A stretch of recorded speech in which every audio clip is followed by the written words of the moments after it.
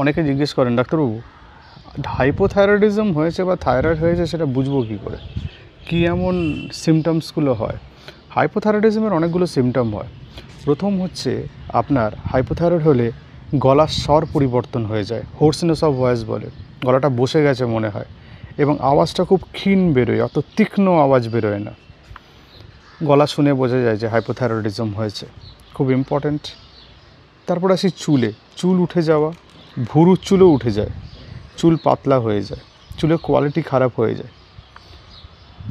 আপনার স্কিন খসখসে হয়ে যায়, চামড়া টাচ করলে বোঝা যায় একটা ড্রাইনেস হয়েছে, খসখসে স্কিন, এবং তার সাথে ওই স্কিনে ঠান্ডা ভাব আর কি, কোল্ড ইনটলারেন্স থাকে এবং কোল্ড স্কিন হয়।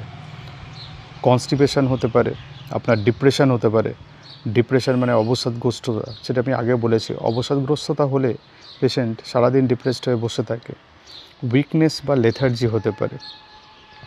মহিলাদের মেনস্ট্রুয়াল ইরেগুলারিটি হতে পারে, মানে মাসিকের অনিয়ম, কারো বেশি হচ্ছে, কারো হচ্ছে না, কম হচ্ছে। শরীরে ওজন বেড়ে যায়, শরীরে ওজন বেড়ে গেলে আরও লেথার্জি হয়ে পড়ে।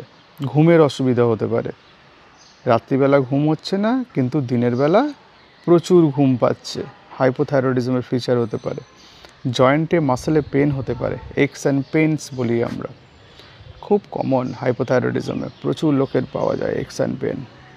ব্যথা নিয়ে আসেন, প্রেজেন্ট করেন, তখন টেস্ট করে দেখা যায় হাইপোথাইরয়েডিজম হয়েছে, তাহলে তো খুব মুশকিল। এখন ব্যথার তো অনেক কারণ, কিন্তু তাহলে রুটিন থাইরয়েড পরীক্ষাও আমাদের করে নিতে হবে। মানে প্রচুর সিমটম, কিন্তু কোনটাতে বুঝবেন, বুঝতে হবে যে এইগুলোর মধ্যে কোন একটা সিমটম থাকলে তখন বুঝে ফেলতে হবে। মুখটা এরকম ফোলা ফোলা ভাব থাকে, পাফি ফেস বলে। হার্ট রেট স্লো হয়ে যায়, কম হার্ট রেট, পালস রেট কম, পালস গুনে দেখলেন 50, 52 এরকম থাকে, 60, 61, অথচ ইয়াং পেশেন্ট, অ্যাথলেট না, তাহলে সন্দেহ হতে পারে হাইপোথাইরয়েডিজম হচ্ছে কি না। তো অনেকগুলো ব্যাপার আছে থাইরয়েডের সমস্যার, অনেকগুলো সিমটম আছে। কতগুলো সিমটম আপনাদের সঙ্গে আলোচনা করলাম, বাড়ির লোকের সঙ্গে মিলিয়ে দেখবেন, কারো যদি থাকে তাহলে তার থাইরয়েড পরীক্ষা করাবেন। থাইরয়েড পরীক্ষা করাটা খুব গুরুত্বপূর্ণ হাইপোথাইরয়েডিজমের জন্য। কি পরীক্ষা করাবেন? T3, T4 বা TSH, কেউ FT4, FT3 বা TSH, এই সেটটাও করতে পারেন। ভালো থাকবেন, নমস্কার।